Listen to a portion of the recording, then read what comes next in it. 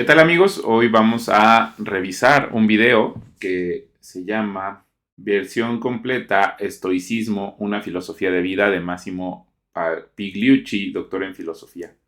Aprendemos juntos de BBVA, este es un banco, y por alguna razón contrataron a este ateo para que hablara de su filosofía de vida, porque pues el ateísmo de todas formas pues busca rellenar los espacios doctrinales con algo.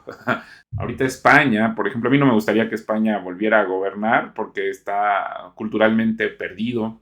Se están dejando guiar por este tipo de doctrinas. Y luego cuando estudias o a alguien te explica acerca de filosofía de este tipo de cosas, pues está sesgado justo por este tema del ateísmo, ¿no? Los estoicos dividen lo que llamamos emociones en dos grandes categorías: las emociones negativas o disruptivas y las emociones positivas o constructivas. Las emociones disruptivas son cosas como la rabia, el miedo, el odio, etc.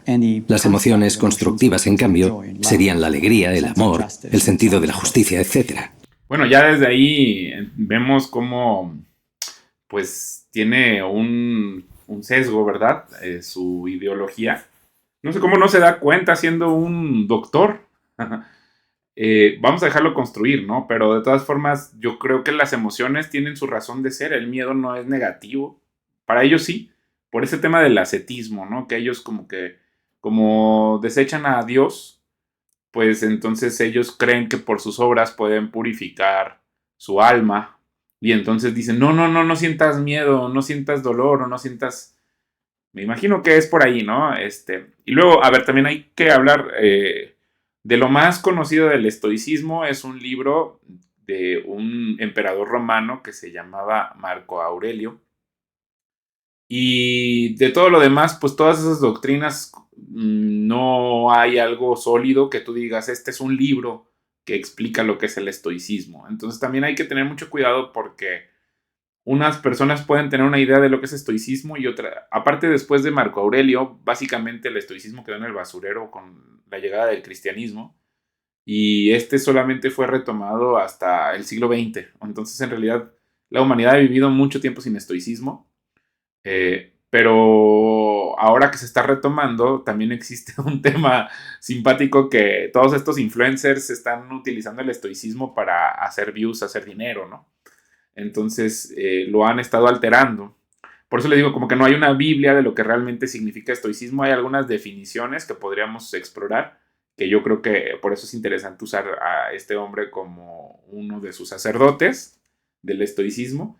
Pero, bueno, vamos a escucharlo, pero nada más tener cuidado que no existe como algo que digamos esto es la Biblia del estoicismo, estos son los principios básicos del estoicismo, pues yo creo que ni siquiera el libro de Marco Aurelio, yo alguna vez lo leí, pero son como muchos pensamientos de él, son como reflexiones generales, como si leyeras quizás el libro de Proverbios de un estoico, pero no significa que el libro de Proverbios hable de toda la doctrina cristiana, no sé si me estoy dando a entender. El estoicismo intenta eliminar lo más posible las emociones destructivas y cultivar las positivas. Entonces, por ejemplo, el miedo, esta persona la ve mala, la ve destructiva, pero el miedo es una alarma que tenemos los humanos para distinguir algo que es peligroso. O sea, el miedo no es malo en sí, ¿ven? Entonces, desde ahí ya como que no tienen bien su mente, ¿verdad? Pero bueno, vamos a seguir, vamos a seguir. Por ello, en vez de suprimir las emociones en general, lo que intentan los estoicos es cambiar el espectro emocional que experimenta un ser humano normal, alejándolo de lo negativo y acercándolo a lo positivo. Por eso la verdad oculta en el estereotipo es que si se eliminan algunas emociones, pero solo el tipo de emociones concretas que los estoicos consideran, no nos dejan disfrutar de la vida. Se veía como más darks, ¿no? Sin la lámpara, pero bueno, vamos a seguirle. A ver, vamos a escuchar. No queremos estar enfadados todo el tiempo, ni queremos tener miedo constantemente, ni odiar a todo el mundo. Ese tipo de cosas no nos permiten llevar una buena vida. En cambio, sentir amor, alegría y tener un buen sentido de la justicia y de cómo deben funcionar las cosas mejora nuestras vidas. Por eso la idea es alejarse de las primeras y acercarse a las segundas. A ver, tampoco no estoy diciendo que, por ejemplo, el odio o la envidia sean algo favorables, ¿no? Me parece que incluso esas son ideas distorsionadas de cómo funciona por ejemplo, una respuesta ante alguien que es mejor que tú, en lugar de tener envidia, pues deberías tener admiración, ¿no? Para que te inspirara. Pero sí, negativamente eso podría ser. Pero no sé si es diferente como el sentimiento que la versión corrupta de ese sentimiento, ¿no? Por ejemplo, el gozo o la alegría, pues llevado como a la euforia de la locura, es la que lleva a la especulación. Entonces, si se fijan, nosotros en el cristianismo decimos todas las emociones tienen su razón de ser porque Dios las hizo bien, pero hay una corrupción del hombre por el pecado. Y el pecado es el que corrompe todas esas emociones. Si tuvieras que describir brevemente qué es el estoicismo, ¿qué dirías? Es una filosofía de vida, y en eso no es diferente de otras filosofías de vida o incluso religiones como el budismo o el cristianismo. Todas las religiones son filosofías de vida, puesto que una filosofía de vida tiene dos componentes, la metafísica y la ética. La metafísica se refiere a que de alguna manera entiendes cómo funciona el mundo. Si eres cristiano, el mundo fue creado por Dios de tal manera y por tal motivo. Y funciona porque Dios dice que tiene que funcionar así. O sea, obviamente nosotros entendemos, Dios lo hizo así, pero a Dios no le molesta que entendamos cómo lo hizo o por qué lo hizo. Es parte de la vida humana, del vaivén. O sea, a Dios no le molesta que nos sentemos a reflexionar por qué hizo las cosas o por qué o cómo. No se va a molestar ni te va a caer ningún rayo. Entonces no es que seamos ignorantes simplemente por creer que Dios hizo las cosas, es simplemente porque esa es la verdad, es la realidad. Es estoico también, etc. El segundo componente es la ética. La ética dicta cómo te comportas en el mundo. Normalmente estas dos van de la mano. Es decir, si eres cristiano, yo crecí siendo católico. Si eres cristiano, no solo entiendes que el mundo se creó de una cierta manera, sino que debes comportarte como Dios dice que debes hacerlo. El estoicismo es simplemente una versión más de esto. Es una manera de orientarse en la vida. Específicamente, lo que diferencia el estoicismo de otras filosofías de vida o religiones es que empieza con una premisa muy importante y que como práctica se enfoca de dos maneras diferentes. Brevemente, la premisa de toda filosofía estoica es que debemos vivir conforme a la naturaleza, como decían los antiguos estoicos. O sea, el ateísmo seguramente toma parte de la ética estoica, pero, pues ya saben, el ateísmo en realidad es panteísmo también, ¿no? O sea, cuando dicen, yo no creo en ningún Dios, pero es el destino, o es la suerte, o la fortuna, o lo aleatorio, randomness, pues eso en realidad es panteísmo, ¿no? Y porque ellos dicen, sí, pero esta masa que tiene o sea, creo que reconozco que tiene algo de cierta divinidad, pues salió de lo aleatorio. Y los griegos, en este sentido, pues eran panteístas, eso es lo que él está diciendo, es una ética que surge de la naturaleza. Cuando le llaman madre naturaleza o madre tierra, pues todo eso es panteísmo, pues. Al oír esa frase, la gente empieza a pensar que tienen que ir desnudos por el bosque o abrazar árboles y cosas así. No es eso. No tiene nada de malo hacerlo si es lo que te gusta, pero no es eso.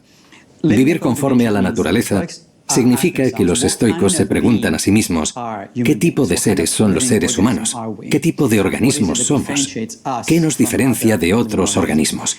Todos los seres vivos intentan vivir conforme a su naturaleza. Si eres una planta, intentas que te dé el sol, porque es tu naturaleza como planta. Si eres un león, te comportas de cierta manera, porque es la naturaleza de un león. De acuerdo con los estoicos, la naturaleza de los seres humanos es fundamentalmente que somos seres sociales y que tenemos la capacidad de razonar.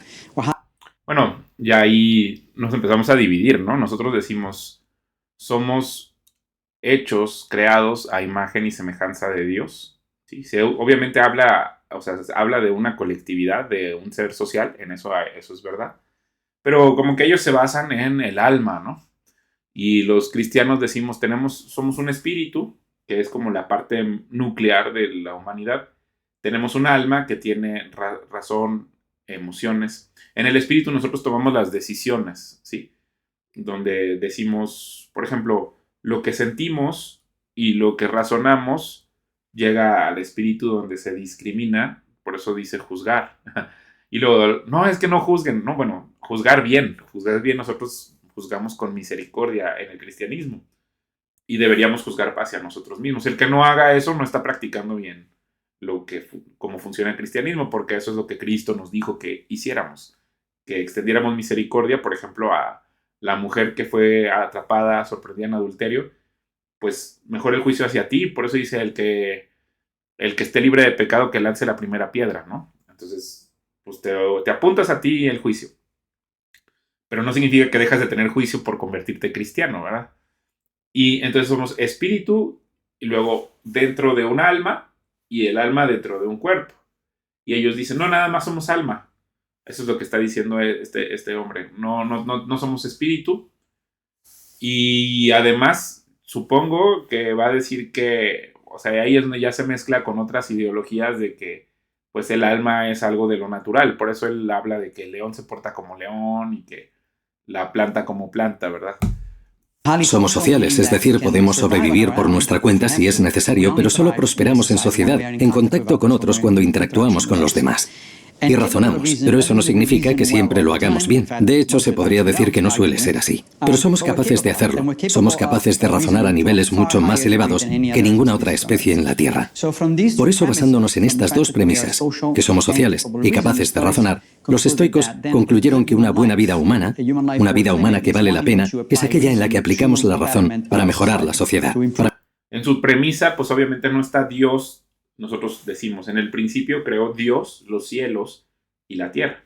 O sea, nosotros vemos el mundo terrenal, lo que podemos palpar, el micrófono, la cámara, y hay algo en los cielos que es lo espiritual, y luego Dios, ¿no? Entonces él ya está como sacando, o sea, en realidad lo terrenal, o sea, si le pusiéramos un porcentaje, que no es así, sería el 1% de la realidad, los cielos serían el 99% de la realidad de lo creado, y luego Dios sería como otra categoría totalmente diferente, pero todo junto es la realidad, porque Dios es infinito, ¿sí?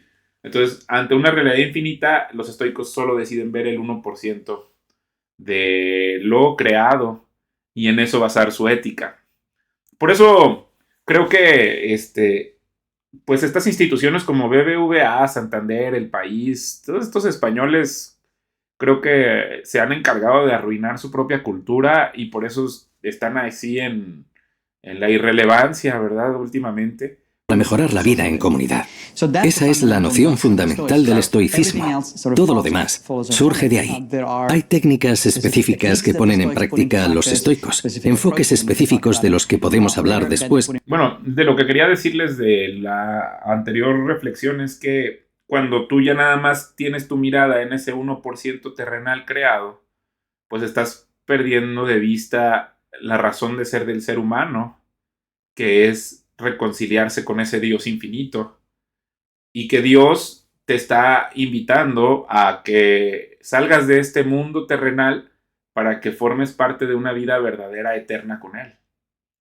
Entonces, eso hace que, por ejemplo, nosotros veamos nuestra vida hoy con un juez que va a evaluar todo lo que hacemos, al cual le vamos a rendir cuentas de cómo te relacionas con las personas, de qué haces con el dinero que Dios puso en tus manos, cómo tratas a tus semejantes, qué haces con tu tiempo. Y nosotros estamos transitando con esperanza y fe hacia algo eterno. O sea, nosotros con nuestras obras que Dios va a examinar, no nos va a decir con esto te salvas o no te salvas, porque el sacrificio ya lo hizo Cristo al entregarse a la cruz del Calvario y resucitar al tercer día y levantarse de entre los muertos. Entonces, Él dice, ya abrí la puerta, yo soy la puerta, pasa por la puerta hacia la eternidad, pero me importa lo que hagas en este mundo, en esta vida, porque por eso la creé, ¿no? O sea, hay un propósito para la creación que es más trascendente que simplemente estrecharse con los otros seres humanos, lo cual sí tenemos que hacer también.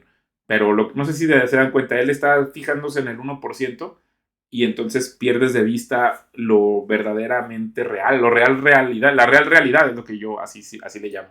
Pero fundamentalmente, lo que diferencia al estoicismo de otras filosofías de vida es que para un estoico, una vida humana que vale la pena es aquella en la que usamos la razón para ayudar a los demás y a nosotros mismos. No se hace una distinción fundamental entre uno mismo y el resto de la sociedad. Somos parte de esa sociedad. Si mejoramos como personas, estaremos mejorando automáticamente la sociedad, y si trabajamos para mejorarla, nos estaremos mejorando automáticamente a nosotros mismos. No, pues tampoco es una gran innovación ni... O sea, creo que es carente de realismo, porque en el cristianismo también reconocemos que el hombre está en una situación caída. Bueno, nosotros sí la reconocemos respecto a Dios, en la enemistad con Dios, pero luego Cristo, cuando hace este trabajo de salvarnos, nos llama a que alcancemos su estatura, y luego nosotros nos vamos a dar cuenta que no vamos a poder si no es por medio de la llenura del Espíritu Santo.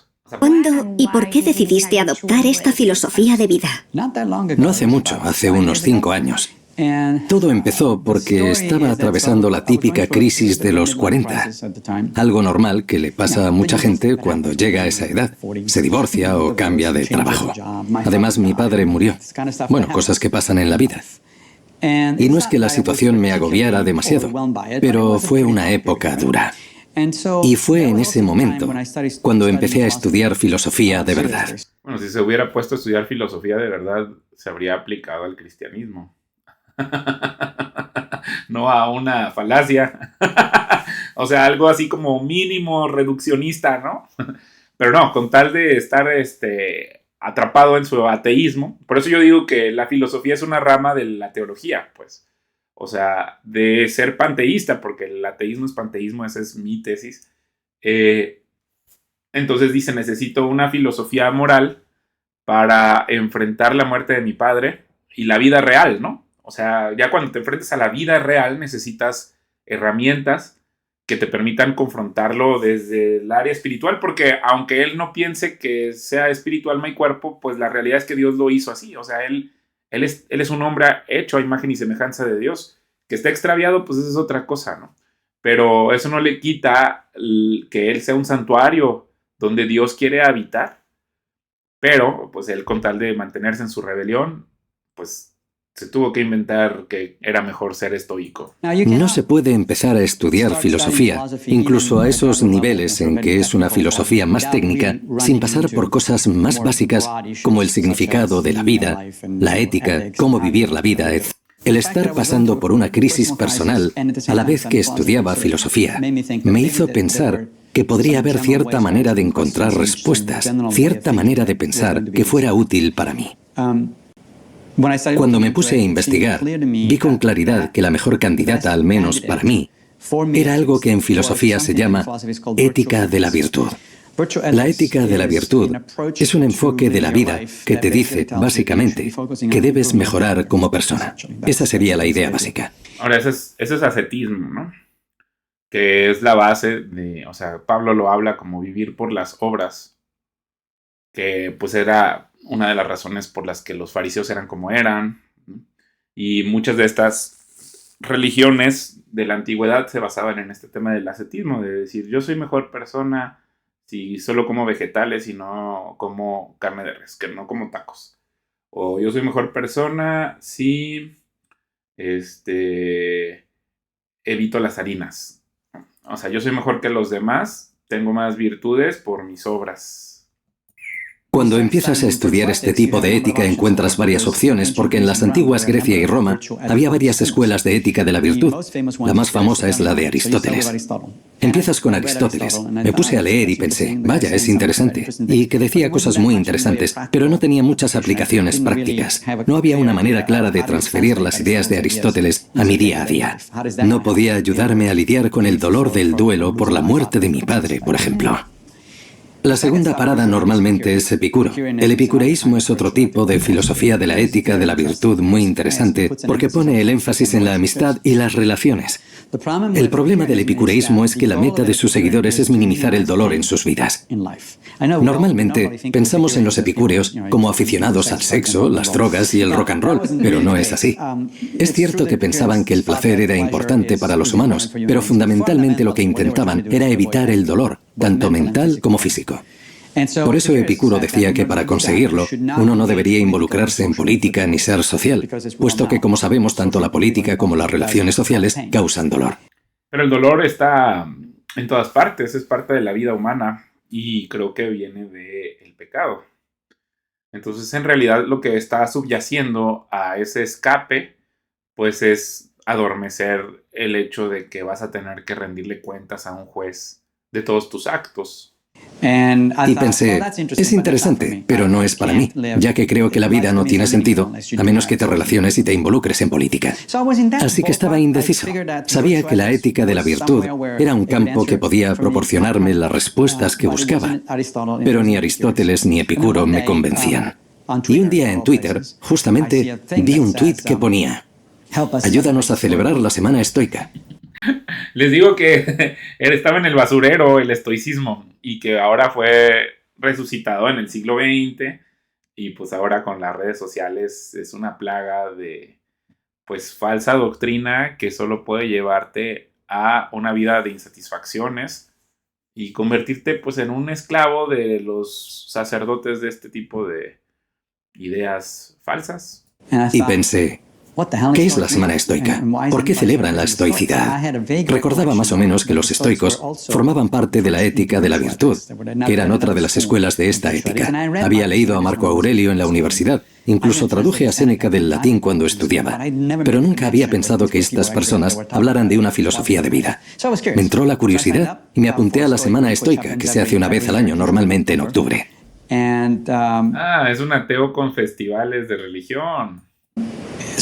Durante una semana viví como un estoico, es decir, empecé a leer sobre los estoicos. Me bajé una especie de manual con ejercicios diarios de meditación. Empecé a llevar un diario, cosas así.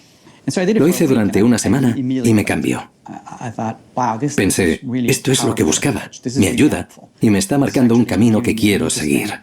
Así que al final de la semana decidí seguir así durante otro par de meses, como experimento personal, y después de eso durante otro año. Y aquí estamos hablando del tema, un par de libros después. Has mencionado que el estoicismo es una filosofía muy antigua, de hace más de 2000 años, pero estamos viendo cómo revive este tipo de filosofía en el presente.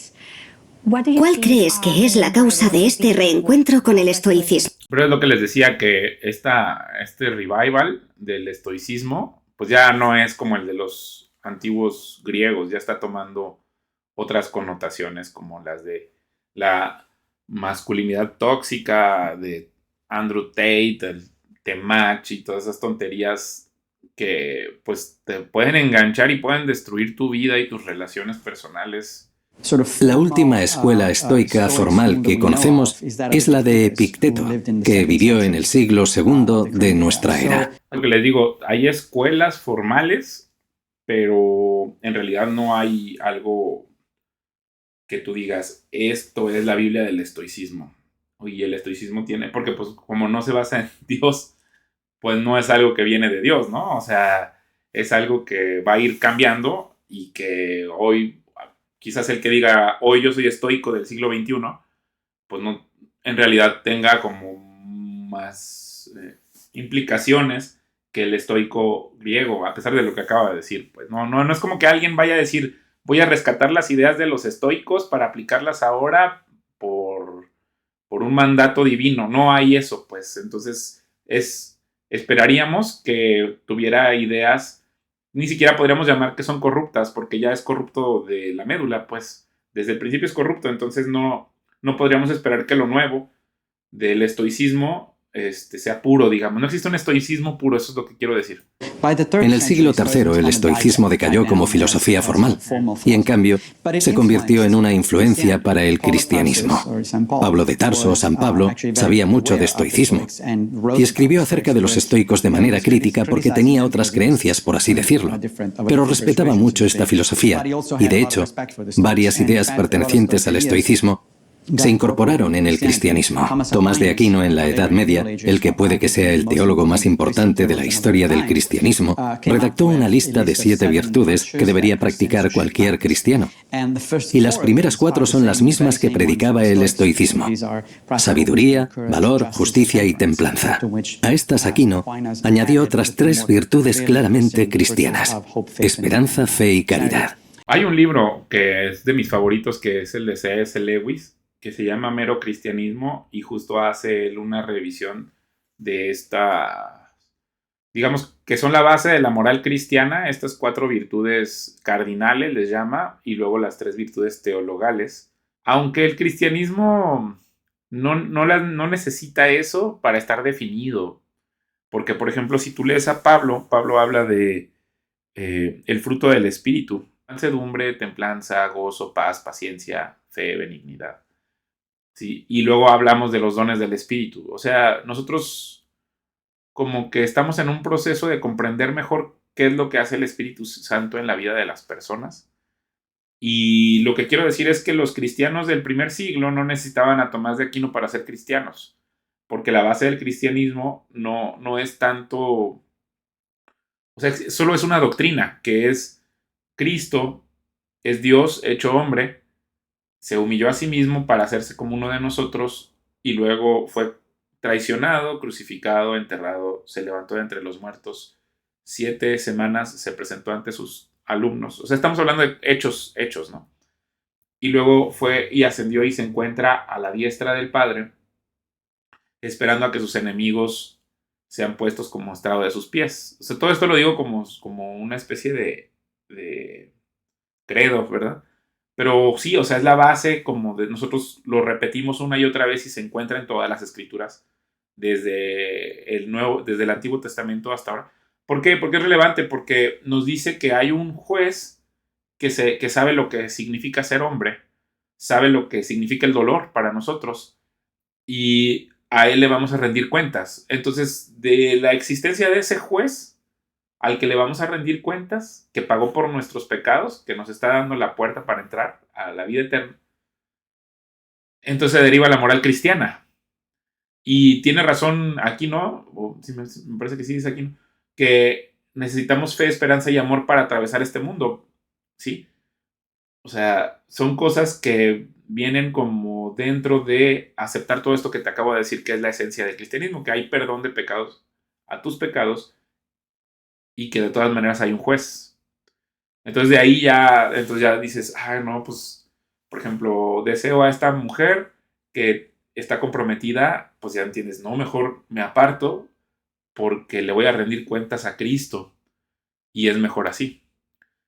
O sea, como que te da un marco de tomar decisiones muy flexible el entender que existe un juez superior, muy superior a ti, al cual el que conoce todos los detalles de tus acciones y te va a sentar en un banquillo, pero no como los juicios que nosotros estamos acostumbrados. Puede ser una mesa como esta y que te sientes junto a él y que él te muestre todo lo que hiciste y que tú le tengas que dar explicaciones.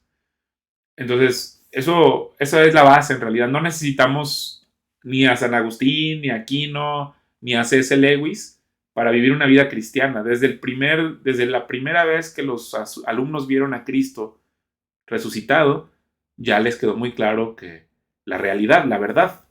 Entonces, eso es lo que ordena la vida humana en realidad. Pero sí es cierto que ha resurgido de repente en los últimos 20 años o algo así. Y es una buena pregunta. ¿Por qué? Hay varios motivos. Primero, porque vivimos en una época agitada, y esto suele llevar a la gente a adoptar filosofías que se centren en mejorarnos a nosotros mismos y en cosas que están bajo nuestro control. No creo que sea casualidad que, por ejemplo, muchas de las filosofías griegas y romanas surgieran de repente en un periodo de unos 100 años, entre la muerte de Alejandro Magno y el comienzo del Imperio Romano. ¿Por qué? Porque en ese momento el mundo mediterráneo estaba sumido en el caos.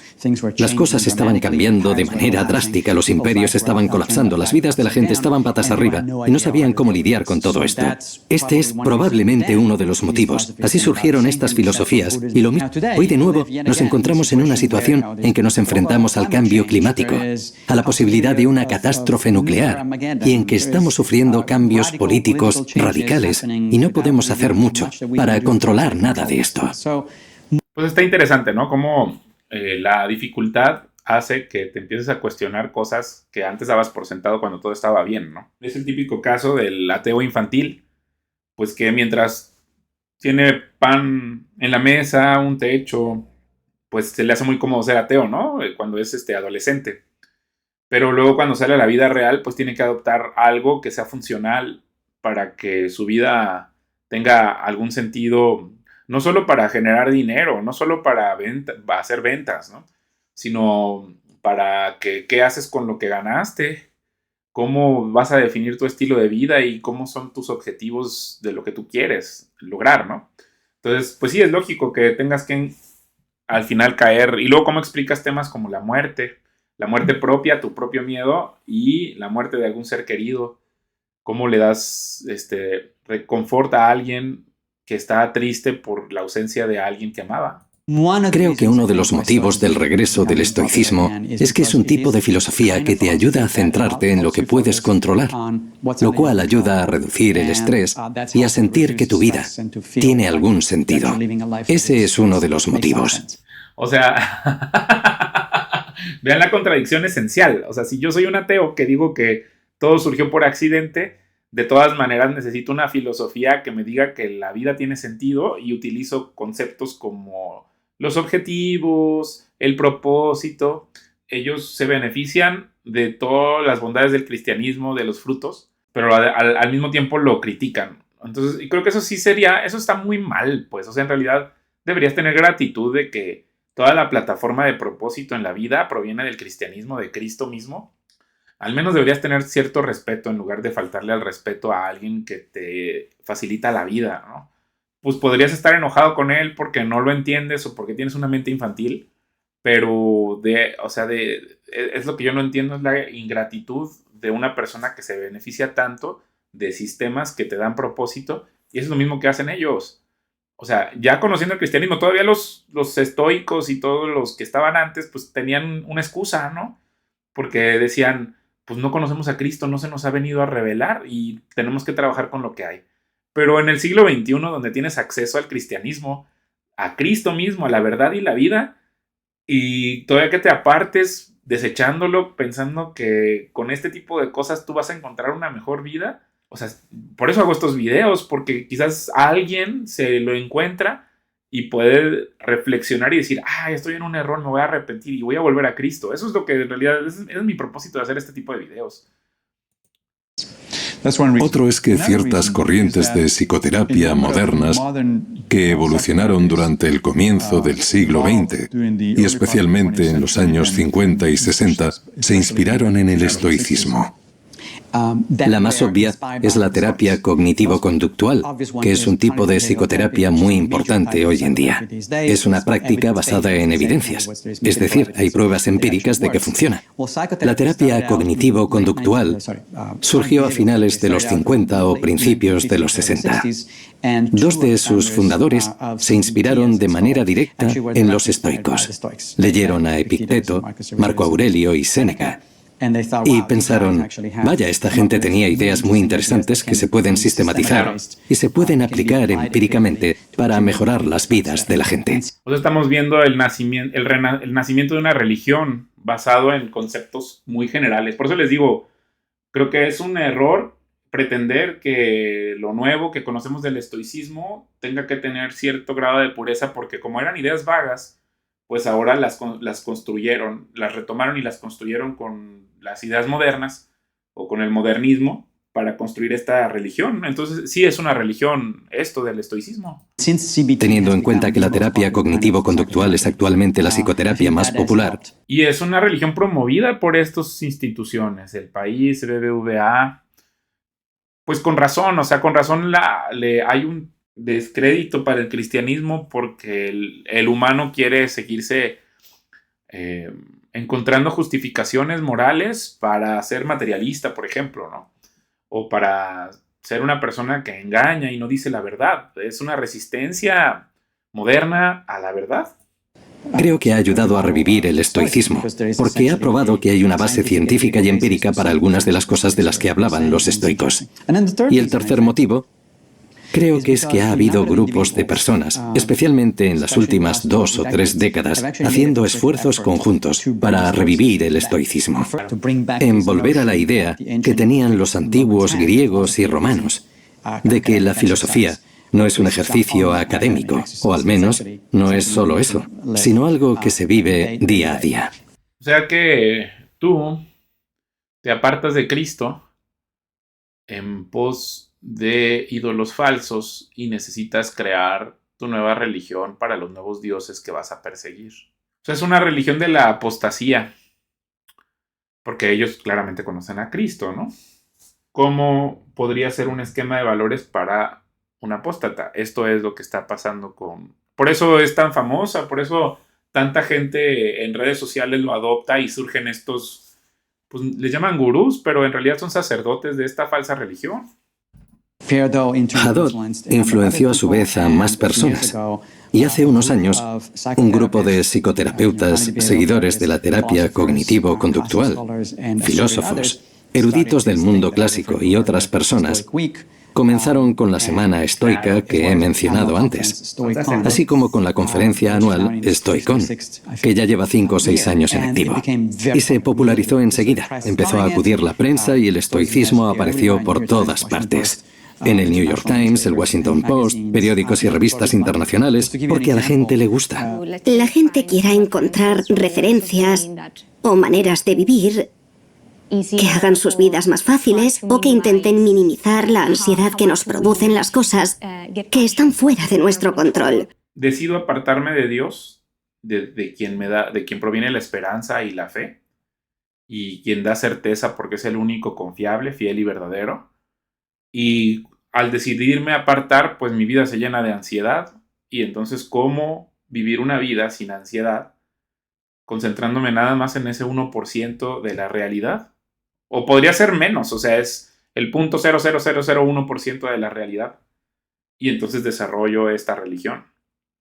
Que de todas maneras no quita la ansiedad de las personas, ¿eh? O sea, no es una garantía de que si te haces estoico vas a dejar de tener los sufrimientos. Simplemente es una doctrina falsa que puede dejarte atrapado, sin esperanza, y además hacerte una persona, o sea, no creo que te dé lo que te promete. Vamos a seguirlo escuchando. Pero lo que veo es una tendencia a llevar todo esto al extremo. Me explico. Sobre todo en lugares como Silicon Valley, vemos a CEOs, gente que trabaja en el sector multimedia y tiene muchísimo dinero, mostrando orgullosos al mundo lo que sufren al ducharse con agua fría por las mañanas, al no comer durante largos periodos de tiempo o al aislarse de cualquier contacto humano durante días. ¿Por qué esta necesidad de mostrar cuánto sufren al resto del mundo? Tienes razón, es un extremo, y de hecho no solo es un extremo, sino que no es estoicismo, aunque estas personas digan que lo practican. Bueno, es lo que les estoy diciendo, que no hay una forma pura de estoicismo, y lo que sí están haciendo es una derivación de esa doctrina falsa. Es obvio que puedas llegar a esos extremos, o sea, porque no hay algo que te diga, no, la doctrina es esta. Este es uno de los tantos sacerdotes de esta nueva religión, y por eso él dice, no, eso no se llama estoicismo. Estoicismo es lo que yo sí practico. Que algo similar pasa en el cristianismo, ¿eh? También eso hay que reconocerlo, que es como un abanico de interpretaciones. Sin embargo, ahí sí tenemos una doctrina fundamental que es Cristo resucitó de entre los muertos, basado en un hecho histórico. Y entonces, por tanto, practicamos el bautismo de esta manera diferente, comemos la cena del Señor de esta manera diferente, nos reunimos los domingos, casi todos. Entonces, con esas 3 señales, digamos, que llevamos 2000 años practicándolas en el cristianismo, pues de ahí sí tenemos derivaciones. Pues, ¿qué podríamos esperar de algo así, no? Que ni siquiera, que es una religión naciente basada en el panteísmo. Yo lo llamo estoicismo, pero con el símbolo del dólar, lo cual claramente no se parece en nada al original. Primero sí, esto ocurre, pero no es algo típico únicamente del estoicismo. El budismo tiene un problema similar con el mindfulness, con el hecho de que el mindfulness se haya convertido en un producto que sirve para resolver todos los problemas que se te ocurran. El budismo tiene ese problema, el cristianismo tiene otro problema similar. Hay algo llamado los evangelios de la prosperidad, y la gente usa estos evangelios para hacerse rica. Cualquier buena idea puede convertirse en una mala si se la entiende mal o se usa para un fin para el que no fue creada. En el caso concreto de Silicon Valley, el problema con el enfoque que se ha hecho del estoicismo es el siguiente. El estoicismo es tanto una filosofía de vida como una serie de técnicas. Como filosofía de vida, te dice que debes vivir, como he dicho antes, conforme a tu naturaleza, es decir, usando tu capacidad de razonamiento para mejorar la sociedad, lo cual significa mejorar la vida de los demás. Pero también es una serie de técnicas. Cosas como someterte a ejercicios de privación moderada para conseguir un objetivo concreto. Por ejemplo, el ayuno o las duchas frías. Y todo esto pretende ejercitar nuestra gratitud. Están ahí para recordarnos que deberíamos agradecer el hecho de que tenemos agua caliente siempre que queramos. Pero ¿agradecerle a quién? ¿A quién le agradecen estas personas? O sea, es muy interesante que o sea, ellos desearían tener un encuentro con Cristo para agradecerle a Cristo. No sé si me estoy dando a entender. Como que dentro de ti existe eso de que, ay, me gustaría estar equivocado en esto del estoicismo, porque seguramente eres real, Dios. O sea, ya no es lo mismo filosofar desde un salón de clases y decirle a la gente que está mal el cristianismo, pero ya en la vida concreta darte cuenta que el cristianismo es el que tiene las respuestas a esas inquietudes que te surgen en el espíritu y que no puedes callar. Pero como tienes una teología falsa, no puedes encontrar palabras para describirlo. Solo se está haciendo terapia. El problema con todo este asunto de Silicon Valley es que se centran únicamente en las técnicas y dicen que practican la filosofía estoica. Pero no es cierto, sobre todo porque los estoicos son muy claros en cuanto a que tener mucha riqueza no es bueno. Primero, porque te distrae de otras cosas. Si tu meta principal en la vida es hacerte rico, para los estoicos ya vas mal encaminado. Tu meta principal en la vida debería ser ayudar en la cosmópolis humana, como ellos lo llaman, la sociedad en general. O sea, desde su teología de los estoicos, fíjense cómo es el ascetismo, ¿no? Las riquezas son malas y una distracción para tu propósito general. El cristianismo no enseña eso, ¿eh? O sea, a pesar de que exista esta teología de la prosperidad, como lo dijo muy bien ahorita Máximo, Dios no está peleado con las riquezas. A Dios le molesta mucho la codicia. A Dios le molesta mucho que seamos soberbios u orgullosos. Si esa riqueza te va a hacer soberbio, orgulloso, codicioso, pues es un problema de tu pecado, pues. Pero no es un problema de la riqueza pues es un objeto, ¿no? Pero aquí no, aquí ese es como sus dogmas, tienen su dogma esta religión.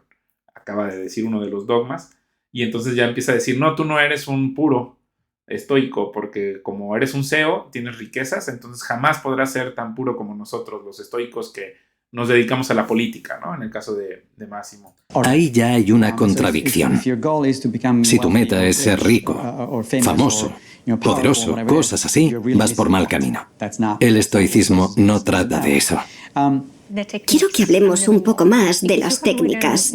Has escrito... Ya cuando hablamos de técnicas, por ejemplo, sí hay que reconocer que el ascetismo se infiltró en una rama del cristianismo y es la que lleva a estos temas como los de Loyola, de hacer ejercicios espirituales, ¿no?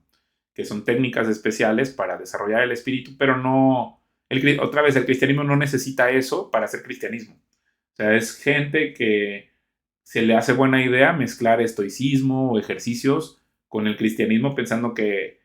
Pero es justo lo que Pablo hablaba en Gálatas, o sea, les dice... O sea, ustedes por practicar cualquier cosa no van a ganar la salvación. La salvación de sus almas, que es lo más importante, no la van a ganar por practicar ritos o religiones o ejercicios. Por eso es interesante el cristianismo como un marco de principios que puedes aplicar en cualquier momento, en lugar de técnicas, ¿verdad? En lugar de decir esta jugada es la que funciona en la vida real, porque la vida real te presenta situaciones fuera de esos ejercicios que tú tienes que poner en práctica. Por eso Pablo le decía a Timoteo, ejercítate en la piedad. O otra traducción es en la sumisión a Dios. O sea, que aprendas a que tu espíritu siga las indicaciones del Espíritu Santo. Parece demasiado divertida, pero es muy útil. Es una que tiene muchos nombres, pero memento mori, del latín, es el que más la representa. Recuerda que morirás. Si hay algo de lo que nadie quiere hablar, sobre todo en los Estados Unidos en el siglo XXI y probablemente muchos otros países occidentales, es la muerte. Intentamos mantenernos lo más alejados posible de ella. En otras sociedades no es así. Se deja a los niños ver a gente morir o incluso cadáveres en descomposición para que entiendan que la muerte es algo natural e inevitable. Pero nosotros intentamos alejarla, nos obsesionamos con mantenernos jóvenes y sanos, lo cual está muy bien. Pero es una batalla perdida, porque vamos a acabar siendo viejos y finalmente muriendo. Por eso la cuestión no es si vamos a morir, sino cómo vamos a llegar hasta ese momento. No, la cuestión no es esa. La cuestión es en dónde vas a estar después de la muerte. Esa es la cuestión real. O sea, la cuestión no es dónde vas a estar en el momento de tu muerte, porque eso puede ser súbito y no lo puedes tú predecir. Tú no sabes en exactamente dónde vas a morir o qué, o sea, qué es lo que va a ser del final de tus días terrenales. Pero nosotros sí sabemos qué es lo que te va a pasar después de la muerte. Vas a ir frente a Cristo, ante su tribunal, y le vas a rendir cuentas. Y luego entonces te va a preguntar qué onda, ¿quieres seguir formando parte de la vida o no? Pero esa pregunta te la está haciendo ahorita, durante todos tus días. Y ahí es donde él está extendiendo esta invitación para todo aquel que se quiera arrepentir. Y ahí es donde luego, pues claro, claro, sí nos conocemos, tenemos una relación personal, pásate. O en el tribunal te va a decir, a ver, hiciste esto y esto y esto y esto. ¿Crees que valga la pena que pases a la vida eterna con una vida como la trazaste con tus decisiones? Esa es la pregunta, no es esta. Esta que está diciendo es otra, es seguir dándole vueltas al asunto, pues. La cuestión es si estamos preparados para ese momento.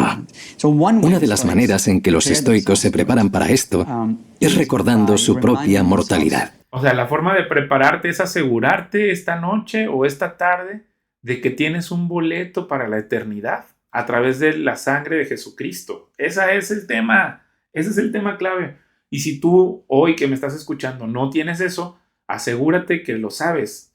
Asegúrate, toma la decisión. Me arrepiento, Cristo, de esto que está de mi vida, de cómo la he llevado hasta el momento, y te la quiero entregar para que tú me llenes de gozo, de alegría, de paz, paciencia. El Espíritu Santo es el que nos llena, no por medio de tus fuerzas vas a poder cultivar esas virtudes. Pues vas a tratar de intentarlo, pero va a ser una vida pues muy dolorosa. Y es supuestamente lo que estás tratando de evitar con esta filosofía falsa. Y hay varias maneras de hacerlo. Una de mis favoritas es ir a un cementerio muy bonito que hay en el sur de Manhattan, rodeado de rascacielos y de tráfico donde hay mucho ruido y gente por todas partes. Pero el cementerio, aunque está en medio de todo eso, es un lugar tranquilo, como suelen ser todos los cementerios. Lo que hago es dar un paseo entre las tumbas, leer los nombres y fechas en ellas y recordar que todos, yo incluido, por supuesto, vamos a acabar así. Y dirás, ¿por qué hace eso? ¿No es deprimente? Yo no creo que lo sea. De hecho, creo que me da energía. Salgo de allí pensando, vale, mi tiempo en este mundo es limitado. ¿Qué quiero hacer con él? ¿Cómo quiero pasar mi vida? ¿Qué cosas me importan? ¿Cómo hago para no desperdiciar el tiempo que... Pero, digo, no creo que esté mal darte un paseo por las tumbas, pero al final yo creo que la reflexión es, ¿y estas personas, después de que murieron, ya no van a existir nunca más? ¿O qué va a pasar cuando me los encuentre después de esta vida? ¿O me voy a encontrar a todas estas personas? Y entonces la pregunta sería, ¿yo quiero pasar a la vida eterna? Esa es la pregunta práctica, en realidad. Y no porque estés como tratando de encontrar un consuelo que te engañe. Porque son las preguntas reales, pues. O sea, tiene que llegar un momento donde abandones pensar como un infante del ateísmo. Que eso es un adolescente, es un chiflado, ¿no? Y tienes que empezar a pensar que, o sea, ¿para qué estoy aquí en la tierra? ¿Tiene un propósito mi vida? Y luego decir, esos cristianos que dicen que estamos enemistados con Dios tendrán razón. ¿Estaré yo enemistado con el ser creador de todas las cosas? Eso es lo que en realidad te va a hacer si utilizas un poquito más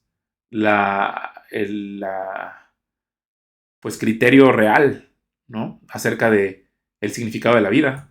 tengo. No sé cuánto tiempo tengo. Podría morir de aquí a unas décadas, a unos años. Mañana, quién sabe. Entonces la pregunta es, ¿qué quieres hacer mientras tanto? ¿Cómo quieres pasar tu vida? ¿Cómo puedes llegar a tu lecho de muerte para que al mirar atrás pienses, ¿lo he hecho bien? Pero bien en qué sentido, bien respecto a qué balanza. Por eso creo que es tan interesante lo que les digo, que el hecho histórico de que Dios se hizo hombre y luego se levantó entre los muertos y ahora está listo para juzgarnos, es el que realmente le da sentido, porque entonces la pregunta es, ¿estoy listo para rendirle cuentas a Él? Esa es la pregunta en realidad. Si hoy tuviera este accidente, yo podría rendirle cuentas a Dios de que viví una vida satisfactoria para glorificarlo a Él. Creo que es un ejercicio muy útil. Posiblemente el ejercicio más útil que hago de manera asidua es llevar un diario. Los diarios tienen mucha historia detrás. Mi manera favorita es siguiendo las de Séneca, que nos dice que antes de ir a la cama, cuando la casa está en silencio, nos sentemos en un sitio tranquilo un momento y nos preguntemos tres cosas. Yo lo hago por escrito, es decir, lo escribo todo. La primera pregunta es, ¿qué he hecho mal hoy? La segunda es, ¿qué he hecho bien? Y la tercera, ¿qué podría haber hecho de otra manera? La primera pregunta, ¿qué he hecho mal?, no es para flagelarse, darse latigazos en la espalda y decir, qué mal lo he hecho. Pero justo, o sea, si no tienes como una moral objetiva, ¿cómo vas a juzgar que eso está bien o malo? Entonces es en realidad, si tienes como alterado la moral, por ejemplo, que no entiendas que está mal meterse con la mujer del prójimo, pues en tu mente va a decir, lo hice bien porque estaba coqueteando con una mujer que es de otro hombre. Y entonces eso te puede llevar a una espiral de destrucción. Porque no tienes una moral objetiva. O sea, no estoy diciendo que esté mal hacer ese ejercicio de sentarse en las noches, sino contra qué vas a contrastar eso que está bien o que está mal. Yo, por ejemplo, desarrollé un libro acerca justo de cómo vivir una vida con sabiduría durante 12 semanas, que se llama Cómo contar tus días. Y justo lo que digo es que la pregunta que hay que hacerle a Dios es ¿qué quieres? O sea, hoy hice la voluntad de Dios. O sea, hoy seguí las indicaciones del Espíritu Santo. Estaba atento o desobedecí. Creo que esa es en realidad una meditación más clara porque la estás contrastando con una verdad objetiva, ¿no? Sino para aprender de tus experiencias. Para los estoicos, el pasado está fuera de nuestro control. No tiene sentido arrepentirse de las cosas. Un error es un error y ya está. Sentirse mal no cambia nada, no vamos a deshacer el error. Lo único que podemos hacer es aprender de ello, reflexionar y decir, vale, hoy he hecho esto, aquí es donde me he equivocado. ¿Por qué es útil esto? Porque en nuestras vidas hay menos variedad. Bueno, sí vale la pena darse cuenta de los errores que hemos cometido, pero para arrepentirnos de ellos, ¿no? Para cambiar de dirección y buscar a Dios. De la que creemos. Tendemos a vivir las mismas situaciones una y otra vez, por lo que tendemos a cometer los mismos errores una y otra vez. Si prestamos atención a cuáles son esos errores, entonces es posible, o más probable, que la próxima vez actuemos de manera diferente. La segunda pregunta es, ¿qué he hecho bien? Hay dos motivos para preguntarse esto. El primero es darnos una palmadita en la espalda. Muy bien hecho. A todos nos viene bien el refuerzo positivo. Pero el segundo motivo es que así tendremos dos posiciones que contrastan entre sí. Lo que no queremos hacer, nuestros errores, y lo que sí queremos, las cosas que estamos haciendo bien. Se supone que día a día, prestando atención a estas cosas, vamos a ir progresando y alejándonos de una para acercarnos a otra. Yo creo que no está mal la reflexión de las cosas, ¿no? Y luego creo que tiene una ventaja eso, lo que él acaba de decir, que es la ganancia compuesta. O sea, uno de los esencias del cristianismo, justo hablando de filosofía, que es amor a la sabiduría, pues habría que definir qué es sabiduría, ¿no? Y los cristianos sabemos que la filosofía, bueno, que la sabiduría es tener temor de Dios, es la verdadera sabiduría y apartarse del mal es el verdadero entendimiento. O sea, no necesitas cada día ponerte a sentar a escribir qué hiciste bien y qué hiciste mal, si en el momento real no estás actuando conforme a este principio. Pero es verdad que si vas acumulando un montón de decisiones buenas, empieza a funcionar la ganancia compuesta a tu favor y tu vida empieza a cambiar radicalmente, porque te estás apartando del mal todas las veces, ¿no? Entonces no está mal sentarse y reflexionar, ay, a ver, aquí en este momento traté mal a esta persona, etcétera, pero lo mejor es que se vaya componiendo. Porque como dicen, a ver, vamos a ser bien sinceros, esos apuntes que tomaste en la primaria no los vas a volver a leer. O sea, es un poco lo que les quiero decir con este tema de, o sea, creo que está bien escribir, pero luego esos hábitos se podrían jugar en tu contra cuando se esclavicen por formar parte de esta religión, ¿no? Esas son las dos primeras. La tercera pregunta es, ¿qué podría haber hecho de otra manera? De nuevo, no se trata de arrepentirse y decir, debería haber hecho tal o cual, sino que nos ayuda a planear el futuro. He cometido un error, vale, en las mismas circunstancias, ¿cómo puedo actuar mejor? O sea, es una moral para no arrepentirse nunca, como para hacer razonamientos, racionalizar tu egoísmo, porque es un ejercicio de egoísmo lo que está haciendo. Como encumbrándose cada vez más en su ego, ni siquiera eres capaz de arrepentirte con esta filosofía de tu pecado. Por ejemplo, yo soy profesor. E igual uno de mis compañeros o uno de mis estudiantes me está haciendo enfadar y reacciono tratándole mal. No he hecho lo correcto. ¿Qué puedo hacer mejor en el futuro? Pues ahora ya sé que es de esperar que pase ese tipo de cosas. Si ya lo espero, puedo reaccionar de manera más positiva y decir, bueno, está estresado, o no entiende bien lo que le estoy diciendo, voy a intentar explicárselo mejor en vez de enfadarme. Enfadarse y contestar mal a alguien no ayuda a nadie. Nadie responde bien cuando le hablan mal. Por eso, si reflexionamos sobre estrategias que podemos emplear para reaccionar mejor ante una situación en particular, esto nos puede ayudar mucho. Esta es una técnica... Pero si Vigan está como pensando nada más en sí mismo y en su interacción con los demás, pero egocéntrica, pues. Traté a esta persona mal, es un tonto, ¿cómo voy a buscar formas para tratar con su tontería? Que eso es muy diferente a la misericordia cristiana, que es, pues, es un pecador igual que yo. Es un pecador igual que yo y además está hecho a imagen y semejanza de Dios, igual que yo. Entonces voy a tratar de latir mi corazón al mismo ritmo que el de la otra persona. Eso sería la misericordia. Pero este consejo, digamos, son técnicas para que puedas, digamos, tratar bien a tu prójimo sin que realmente te importe tu prójimo. Máximo, una de las cosas que más me sorprendió del estoicismo, creo que la has dicho tú, corrígeme si me equivoco, es que nadie hace algo malo a propósito. Ya. Que el mal proviene de la ignorancia. Me gustaría que me contaras más sobre esto. Ven, ya racionalizaron el pecado. O sea, no hay nada de qué arrepentirse, es lo que está tratando de decir Máximo. Por lo tanto, es una religión. O sea, si tú vives como pensando que no hay nada malo en ti, pues ¿cuándo te vas a arrepentir de eso? Sí, y cada vez que lo digo se enfada alguien. Lo primero que dicen es, entonces Hitler no era malo, porque evidentemente el ejemplo típico del mal es Hitler. Bueno, lo que los estoicos quisieron decir es lo siguiente. La frase es de Sócrates. Solo hay un mal, la ignorancia. Sin embargo, si observamos la palabra griega utilizada por Platón para transcribir las palabras de Sócrates, la palabra es amatia, que no se traduce exactamente como ignorancia, sino que literalmente significa no sabiduría, falta de sabiduría. La gente hace cosas malas por falta de sabiduría, no por ignorancia en el sentido de que no saben lo que están haciendo. No es que sean ignorantes por no ser universitarios o algo así, es por falta de sabiduría sobre qué es lo correcto. La sabiduría, después de todo, al menos una de sus definiciones, es el conocimiento de lo que es correcto y lo que no.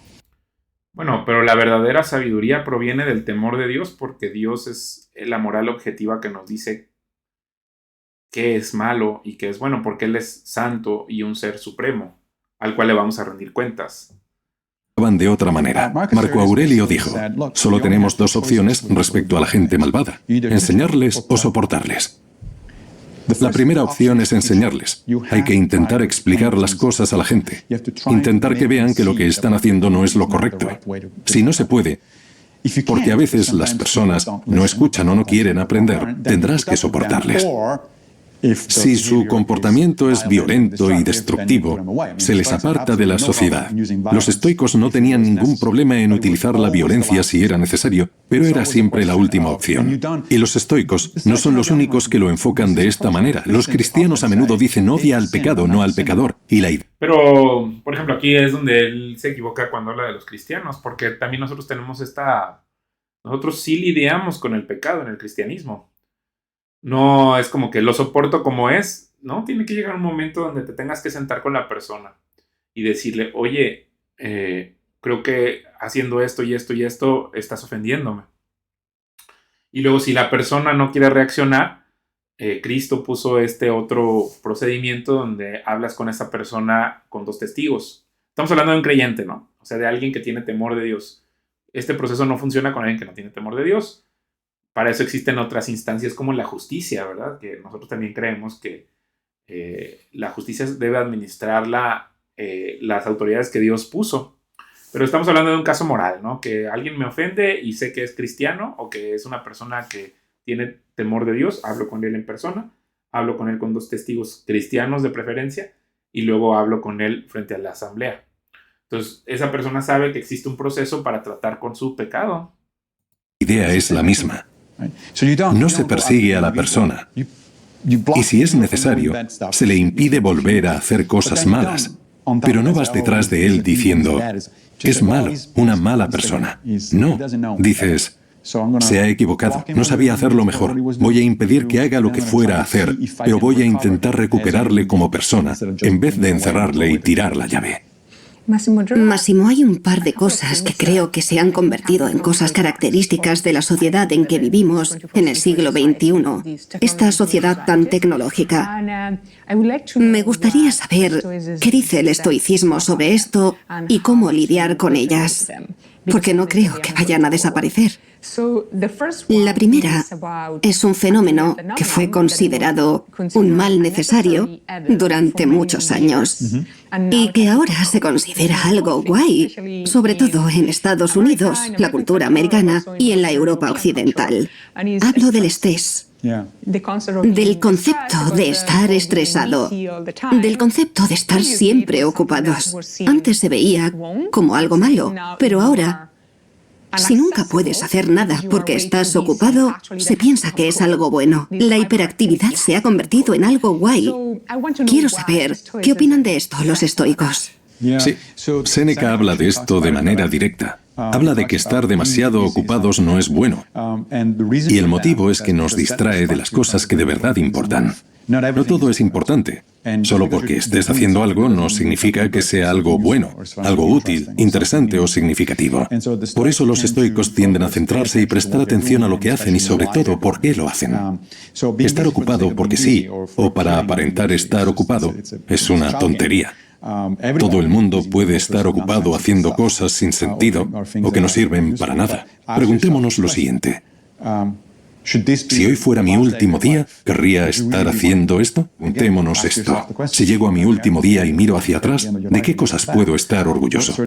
O sea, vean qué pregunta. No. Justo, entonces es una filosofía para acumular orgullo y que en realidad nunca te arrepientas de tu pecado. Es una trampa mortal este tema del estoicismo también. Porque el último día de tu vida, o sea, lo que yo creo que hay que preguntar es, ¿estoy listo para rendirle cuentas al Señor? Así de fácil. ¿Qué cuentas le voy a dar al Señor? Y de eso se tratan muchas de las parábolas de Jesús. O sea, es más fácil reflexionar leyendo alguna de las parábolas de Jesús que escuchando a este amigo. Hoy tenemos respuestas para esto, porque hay psicólogos que han estudiado qué piensa la gente que está a punto de morir. Y te garantizo que no es cuántos seguidores tienen en Twitter. Lo que piensan es, ¿he hecho algo significativo con mi vida? ¿Cómo han sido mis relaciones y mis amigos? Esas son las cosas en las que piensa la gente, no en sus seguidores en redes sociales, ni siquiera en cuánto dinero han tenido, a menos que hayan usado ese dinero para hacer algo significativo para mejorar las vidas de los demás. No, la pregunta es, ¿está mi nombre escrito en el libro de la vida? Esa es la pregunta real. ¿Cómo lo ves? ¿Crees que ha venido para quedarse? ¿O que va a ser reemplazado por, quién sabe, otra corriente? ¿Cómo crees que evolucionará? Buena pregunta. Primero, predecir el futuro es un sinsentido, así que tenemos que ir con cuidado al hacerlo. ¿Quién sabe qué pasará? Es muy posible que el estoicismo goce de una ola de popularidad que acabe decayendo y otra cosa ocupe su lugar. Desde luego, es una posibilidad. Pero estas ideas han sobrevivido durante casi 2 milenios y medio, así que no van a desaparecer. Quiero decir, si algo dura tanto tiempo, ya sea el estoicismo, el budismo, el cristianismo, el confucianismo, no desaparece así como así. Así que yo diría que las ideas se mantendrán independientemente de si la popularidad del movimiento filosófico decae. Pero al mismo tiempo... Bueno, siempre habrá bobalicones, ¿verdad? Que se crean mentiras y cosas falsas, entonces yo tampoco creo que vaya a desaparecer el estoicismo. Yo creo que va a mutar en las cosas extremas que estamos viviendo con Tate y todos estos personajes, y va a ser algo destructivo, y pues obviamente habrá gente que abra los ojos y abandone el estoicismo porque está basado en premisas falsas. Pero no creo que desaparezca la gente que sea necia y que se quiera agarrar de ese tipo de filosofías. No veo ningún motivo por el que el estoicismo no pueda volverse tan popular como, por ejemplo, el budismo con el tiempo. De hecho, creo que el estoicismo es el equivalente occidental del budismo. Las dos filosofías son muy similares desde un punto de vista ético. Sus metafísicas son diferentes, su visión de cómo funciona el mundo, pero sus éticas son muy similares. Y cuando digo esto, la gente no suele creérselo porque dicen, pero el estoicismo es muy duro, es una filosofía muy exigente. Y mi respuesta es que todas las filosofías o religiones lo son. No es fácil ser un buen cristiano. Es fácil decir que eres cristiano, claro. Eso lo puede hacer todo el mundo.